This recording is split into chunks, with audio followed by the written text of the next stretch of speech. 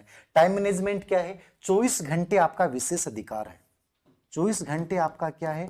विशेष अधिकार है। अब विशेष अधिकार का मतलब समझ रहे हैं ना आप? यानी 24 घंटे आपके दूसरा कोई इंसान नहीं ले सकता। ये कोई दूसरा नहीं ले सकता कि आप कह दोगे कि सर मेरा उसने टाइम खराब कर दिया, सर मेरा सोशल मीडिया ने टाइम खराब कर दिया, सर मेरा उस कोर्स ने टाइम खराब कर दिया। आपको जो बेटर लगता है उसी चीज में अपना समय बिताइए, ठीक है। ये 24 घंटों का मैक्सिमम प्रयोग कीजिए, मतलब आप इनके ऊपर नियंत्रण रखिए। ये घंटे आप पे हावी नहीं हो, आप 24 घंटों पे हावी होगे। आपके लिए क्या बेटर हो सकता है, क्या नहीं हो सकता, मैं थोड़ा सा सिलेबस का एनालिसिस करते हुए आपको बताऊंगा, क्योंकि पूरा कंप्लीट हर चीज को बता नहीं जा सकता। मैंने हर एक चीज का वीडियो अलग अलग बनाया है, हर सब्जेक्ट की रणनीति का अलग वीडियो बनाया है। यहां मैं केवल आपको एक पॉजिटिव वाइब्स देने आया हूं कि लास्ट 35 दिन में आप कितना बेटर कर सकते हैं। ये एक मोस्ट इंपॉर्टेंट चीज है, बजाय के अनावश्यक चिंताओं के घेरे में रहकर तुम समय बर्बाद करो। 24 घंटे तुम्हारा विशेष अधिकार है। 24 घंटे में आप अपना बेस्ट टाइम, यानी सबसे महत्वपूर्ण टाइम आप उस कार्य को दो जो सबसे अधिक प्रोडक्टिव है। आप कह दोगे सबसे अधिक प्रोडक्टिव क्या है? मैं लेवल सेकंड की तैयारी कर रहा हूं, लेवल सेकंड की तैयारी कर रहा हूं, तो मेरे लिए 140 नंबर का पार्ट है मेरा विषय प्लस मेथड्स। 140 नंबर आप उसमें कमजोर नहीं हो सकते। लेवल फर्स्ट में आप कर रहे हो तो आपका 90 नंबर का पार्ट है सब्जेक्ट और मेथड्स। स्पेशली मेथड एक ऐसा पार्ट है जिसको सबसे कम समय में तैयार किया जा सकता है और जहां प्रश्नों की सही होने की संभावना सबसे ज्यादा होती है, जिसका वेटेज भी अच्छा है, प्रश्नों की संभावना भी बहुत अच्छी हो सकती है।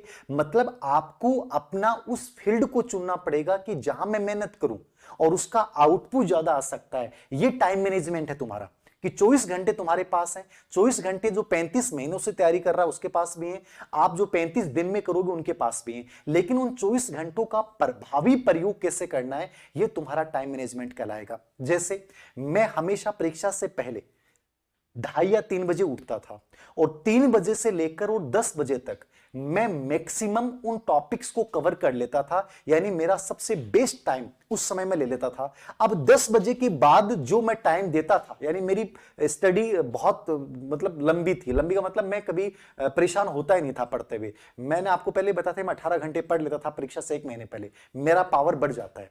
अब मैं 10 बजे के बाद जो पढ़ रहा हूं वो सब एक्स्ट्रा पढ़ रहा हूं, मतलब बेनिफिट मिल रहा है। ये मेरे अंदर पॉजिटिविटी है। समझ गए ना आप?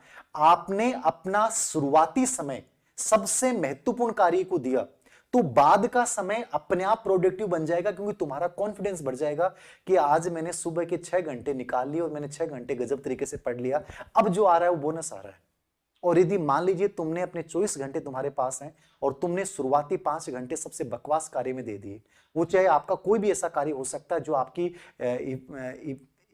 जो भी आपकी इफिशियंसी उसको प्रभावित कर रहा है, तो वो वहां से नेगेटिव आना शुरू हो जाएगा, आपके अंदर डर पैदा होना शुरू हो जाएगा और आपको लगेगा सर मैं नहीं कर पाऊंगा।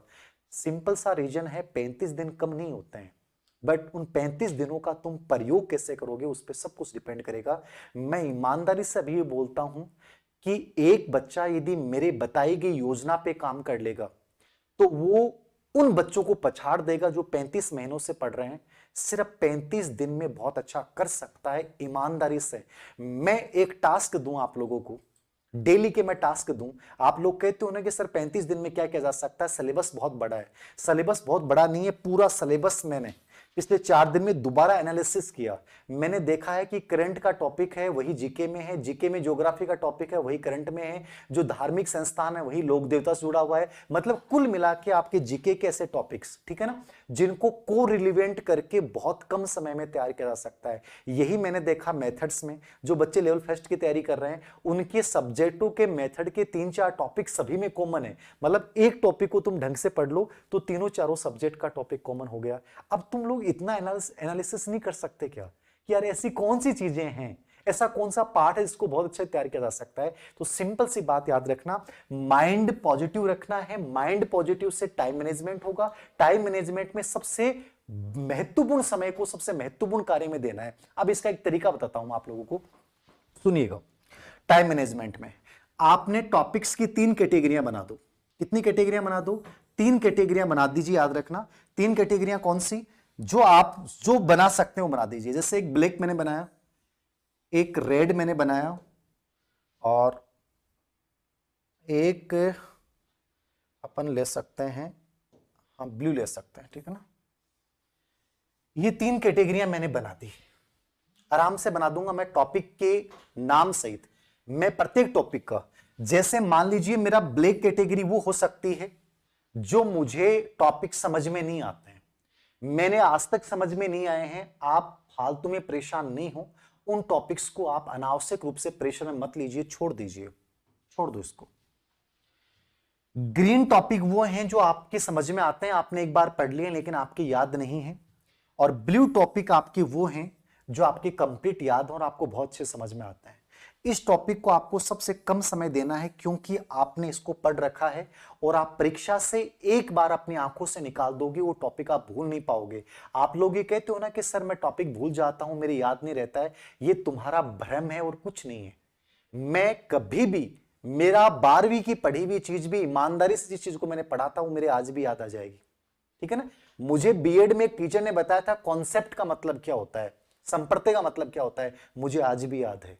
जबकि मैंने कहा कि मैं एक नॉर्मल आईक्यू का स्टूडेंट हूं, लेकिन मुझे आज भी याद है। क्यों? क्योंकि मुझे विश्वास है कि मैं भूला नहीं हूं। तुम लोगों के अंदर अविश्वास है कि सर हम पढ़ते हैं और 2 दिन बाद में भूल जाते हैं। हर इंसान भूलता है, लेकिन विश्वास है ना तो परीक्षा हॉल में जाके याद आ जाएगा। तो अविश्वास को अपनी जिंदगी से बाहर निकालिए, विश्वास से बड़ी ताकत कुछ नहीं, याद रखना। पूरे टॉपिक की कैटेगरी बना लीजिए, ठीक है, उन पे टिक लगा लीजिए इंडेक्स के अंतर्गत कि ये टॉपिक, ये मतलब ये ब्लैक वाला है, ये रेड वाला है। ये मैं हमेशा करता हूं। मैं किताब की इंडेक्स, मैंने कभी नोट्स नहीं बनाए अपनी जिंदगी में, कभी नोट्स नहीं बनाए। उन बुक्स को लिया और उन बुक्स के इंडेक्स के ऊपर मैंने 3 निशान लगा लिए कि ये मेरे वो टॉपिक्स हैं जहां से मैंने कंप्लीट पढ़ लिया, मैं एक बार रिपीट करूंगा। ये वो टॉपिक्स हैं जिनको मुझे दोबारा रिपीट करने की जरूरत पड़ेगी, उनको रेड में डाल दिया।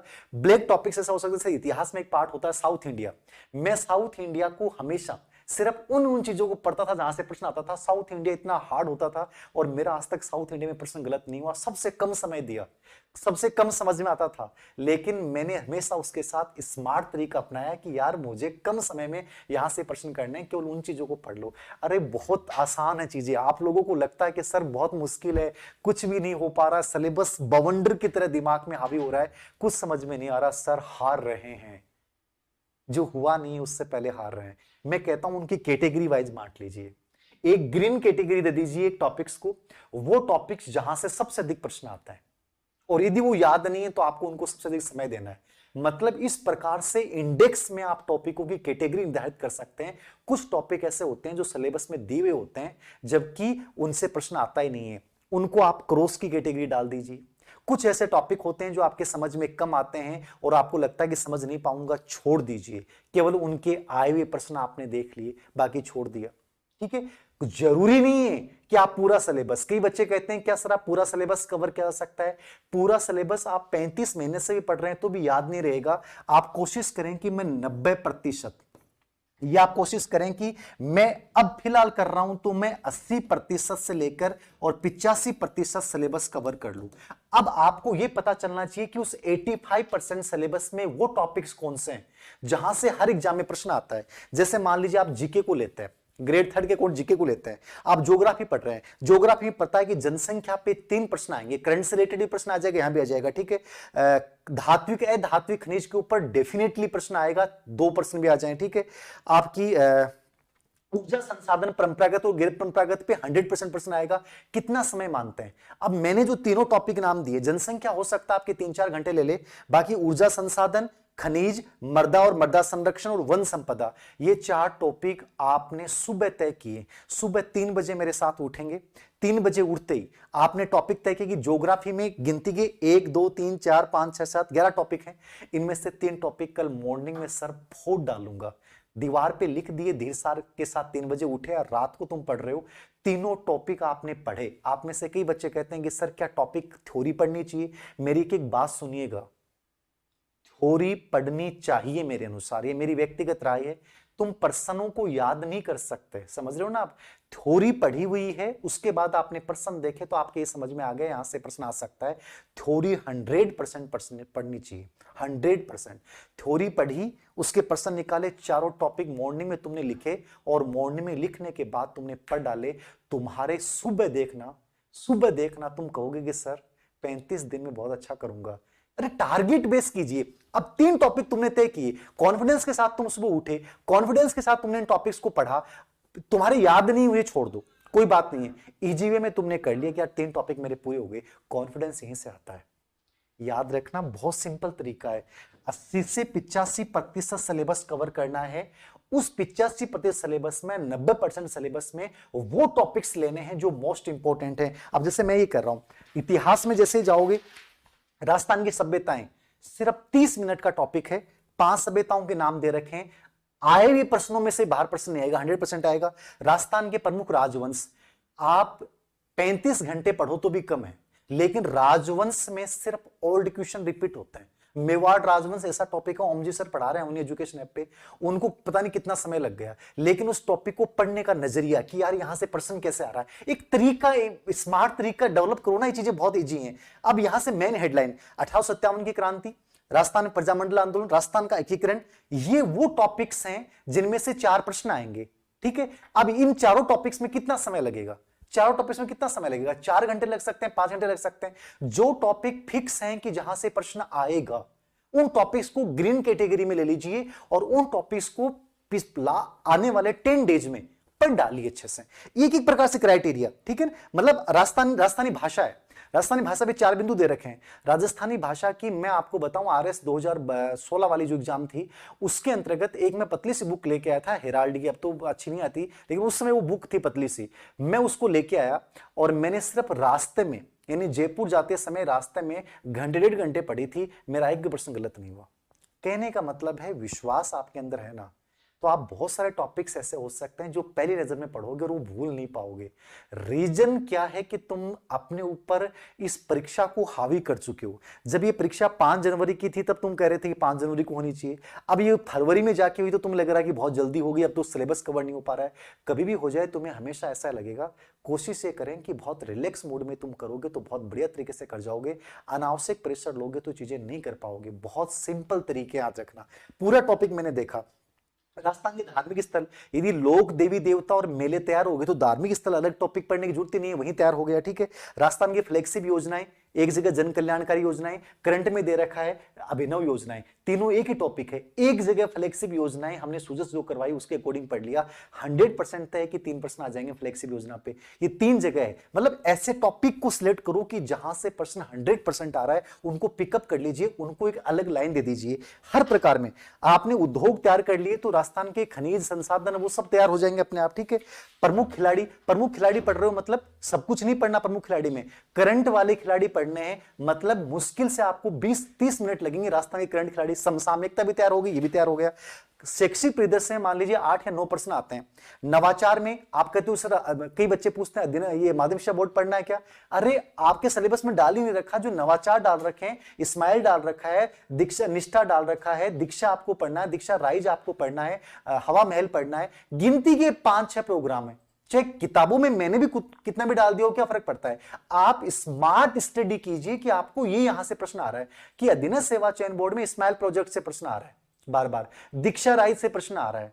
ठीक है, बाकी चीजों पे प्रश्न पूछ ही नहीं रहा है, ऐसा है कि स्टेट इनिशिएटिव क्वालिटी एजुकेशन में प्रश्न आ रहा है, तो सिंपल सी बात है। न्यू एजुकेशन पॉलिसी पे अधीनस्थ सेवा चयन बोर्ड में 3 प्रश्न आए, स्कूली ढांचा पूछा गया है, परख पूछा गया है, बहुआयामी कार्ड पूछा गया है। तीनों टॉपिक तैयार कर लो, चाहे पूरी न्यू एजुकेशन पॉलिसी नहीं पढ़ पाओ। आरटी 2009 आप लोगों ने इतना पढ़ रखा है, आरटी 2011 मैंने यूट्यूब पे समझाया था, कितना बड़ा हार्ड टॉपिक मान रहे थे। गिनती की बातें हैं जो समझनी है आपको, मतलब इजी तरीके से। अब मैं जब बता रहा हूं कि आपको इस प्रकार से, मतलब कई बार ऐसा लगता है कि मैं आप लोगों को टास्क दूं कि कल का फर्स्ट डे है तुम्हारा और शुरू होता है, ये 10 टॉपिक रहेंगे आज, और आज तुम्हें ये टॉपिक्स पढ़ने हैं और रात को मैं तुमसे प्रश्न पूछता हूं। मतलब मुझे ऐसा लगता है कि मैं तुम्हें चैलेंज दूं, ओपन चैलेंज दूं, और तुम में से 5000 बच्चे ऐसे हों जो मेरे से जुड़े हुए हैं। बहुत सारे बच्चे हैं, लेकिन 5000 बच्चों को मैं सिलेक्ट करूं, जिन बच्चों को मैं ओपन चैलेंज दूं कि यार ये टॉपिक्स तुम्हारे होंगे, तुम इस टॉपिक को अपने हिसाब से पढ़ लो। तुम्हारे ऊपर प्रेशर रहेगा, तुम पूरे दिन जोश के साथ पढ़ोगे, उत्साह के साथ पढ़ोगे। रात को मैं 1 घंटा तुम्हारे साथ दूंगा, कहीं भी दूं ऑनलाइन पे, और मैं तुमसे कहूंगा कि ये चीजें अब मुझे बताओ ये प्रश्न। अब तुम पूरा डिस्कशन चलेगा हमारा, 1 घंटे में पूरा डिस्कशन चलेगा कि उन 5 टॉपिक्स की एक एक चीज सामने आ गई। कॉन्फिडेंस बढ़ गया, 5-10 टॉपिक तैयार हो गए, कल अगले दिन फिर टारगेट, फिर अगले दिन टारगेट, फिर अगले दिन, मतलब इतना अच्छे से ये मैनेज किया जा सकता है, बहुत इजी वे में। और तुम इस चीज को लेकर हेडेक लेके मान, मेरे मेरे मन में आता है बहुत सारी चीजें, मैं कैसे करूं, मुझे समझ में आता है कि मैं तुम्हारे जाके तुम्हारे मतलब मन मस्तिष्क को बदल दूं, तुम्हारे माइंडसेट को एकदम चेंज कर दूं, और तुम 35 दिन के लिए इतने उत्साह के साथ खड़े हो जाओ कि तुम्हें लगने लग जाए कि सर अलग वे में आ गया मैं। कल तक मैं हार की इच्छा वाला इंसान था, आज मैं पाने की जबरदस्त इच्छा वाले इंसान के साथ खड़ा हूं सर। ये मेरी इच्छा होती है। विषय का ज्ञान है आपका, मैंने कहा एनसीईआरटी से बढ़िया कुछ नहीं है। अब उस विषय को आपने पढ़ लिया, जहां से भी पढ़ा है, जो विषय वस्तु पढ़ी उसको पढ़ लो, अब उसके ओल्ड क्वेश्चन पेपर निकाल लो, इससे बढ़िया कोई तरीका नहीं होता है। आप जितनी विषय वस्तुओं के साथ जाओगे उतने कंफ्यूजन हो जाओगे।